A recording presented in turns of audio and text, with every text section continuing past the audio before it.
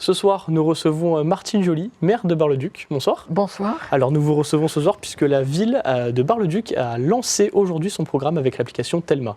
Application, une nouveauté vraiment. L'application va servir à être de plus en plus proche des citoyens et les citoyens de plus en plus proches des services de la ville. C'est vraiment un média d'échange tout simple et très direct pour être entre les services de la ville et les citoyens. C'est pour avoir la ville de Bar-le-Duc dans sa poche. Voilà, la ville dans ma poche. Alors c'est une application qui s'appelle comme ça, donc je ne vais pas l'utiliser. Mais c'est vraiment avoir, par le fait de télécharger cette application Telma, rentrer une adresse mail et avoir tout un tas de rubriques depuis la vie quotidienne qui concernent l'enseignement, la petite enfance, mais aussi les services municipaux.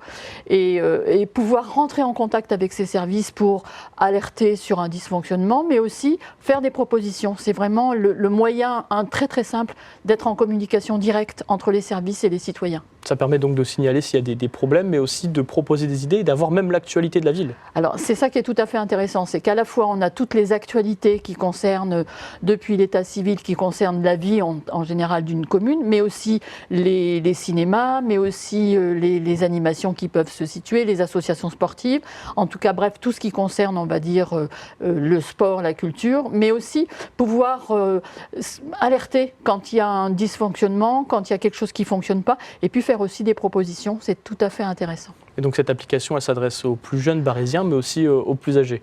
Voilà, tout simple. J'ai l'habitude de dire que si moi j'y arrive, tout le monde y arrive. C'est vraiment quelque chose de très intuitif, très simple. Donc on va aussi accentuer, je veux dire, entre guillemets, non pas la formation, mais l'aide aux plus démunis ou aux plus seniors qui pourraient se sentir un peu désarçonnés par rapport à ça. Et on va les aider à télécharger cette application pour qu'ils l'aient au plus proche d'eux.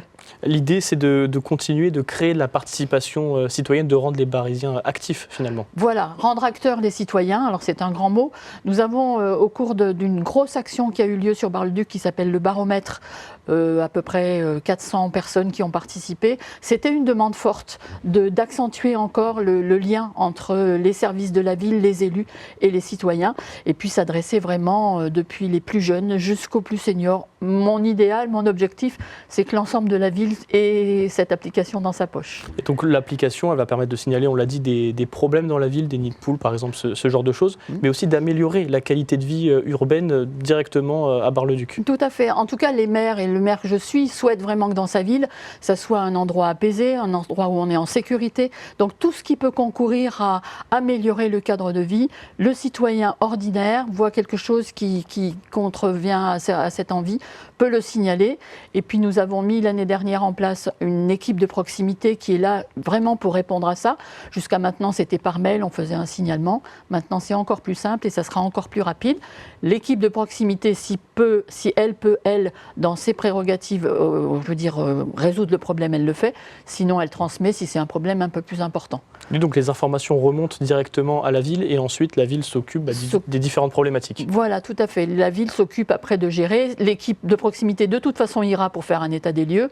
Soit elle peut résoudre le problème par elle-même et elle le fait, soit c'est un petit peu plus important et donc elle délègue aux services concernés. L'idée, c'est aussi de développer une partie actualité. Comme on n'a pas que les signalements, c'est d'avoir aussi du positif dans cette application. Du positif, tout à fait. Alors, les actualités, tout ce qui peut concerner la vie quotidienne, je ne sais pas, les horaires de la crèche, ce qui se passe dans une école, mais aussi, ils vont retrouver aussi, par exemple, les séances du conseil municipal, les comptes rendus. Nous, on a un budget participatif, on fait appel aux citoyens en leur disant, voilà, on a une somme d'argent, qu'est-ce que vous voudriez en faire? Donc, ça sera aussi dessus. Et puis, peut-être aussi quelque chose qui me tient à cœur, c'est peut-être aussi de temps en temps, non seulement faire des suggestions, mais aussi peut-être dire ce qui va bien, parce que ça fait du bien aussi quand on dit des choses qui vont bien. Telma, c'est aussi un réseau de plusieurs villes en France. Vous rejoignez une communauté de villes françaises. Tout à fait, et c'est ça qui est intéressant aussi. Telma, c'est effectivement une communauté, c'est un réseau national et même international, puisque je sais qu'il y a aussi d'autres pays qui le font. Et si j'ai l'application dans ma poche, si je vais me promener dans un endroit ou une commune qui fait partie du réseau, tout de suite je suis branchée sur les informations et j'ai accès à toutes ces informations. Et donc avec le progrès Telma, ça vous évite aussi à la ville de développer votre propre application, vos propres moyens de lien avec les habitants, on va dire. Mais malgré tout, l'application, ça a un coût, ça représente un coût pour la ville. Tout à fait, c'est un coût pour la ville et c'est normal. Je veux dire, il y a de la conception et puis cette application est appelée à évoluer. Pour la ville de Bar-le-Duc, ça coûte à peu près 10 000 € par an. Donc voilà, c'est quelque chose qu'on peut absorber parce que l'intérêt, c'est encore une fois d'être au plus près des attentes des habitants et eux, que les habitants puissent nous faire remonter un certain nombre de choses. Et donc là, l'application a été lancée aujourd'hui. Qu'est-ce que vous attendez pour les prochaines semaines en termes d'utilisation, même les prochains mois? Est-ce que vous avez un objectif en tête de nombre de Barésiens? L'objectif que j'ai en tête, c'est les 15 000 habitants de Bar-le-Duc, mais on va effectivement aller faire une communication beaucoup plus large. On a fait une communication, une conférence de presse auprès de la presse quotidienne. Toutes les occasions vont être données. Dans le bulletin municipal, on fera aussi un grand article là-dessus. Et puis, toutes les occasions qui seront faites en assemblée générale sportive, les associations, les centres sociaux, les écoles, les collèges, on va diffuser l'information pour que tout le monde s'en empare. Est-ce qu'il y a d'autres projets comme celui-ci que vous aimeriez mener à son terme cette année 2025 ? Alors, à son terme, il y a beaucoup de projets en cours. On a effectivement ce fameux baromètre qui a fait que nous avons un certain nombre de préconisations, en tout cas d'intérêts. Le festival va être effectivement remis un petit peu au goût du jour. Nous avons culturellement, en tout cas, on a une opération miroir qui est en train de se mettre en route. Et justement, par Telma, on va pouvoir voter pour savoir où on veut le mettre.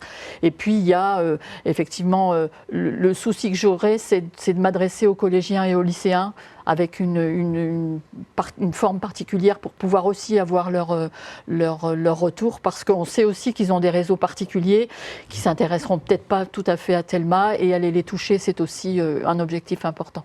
Très bien, bon, on vous remercie d'être venu sur notre plateau. C'est moi qui vous remercie.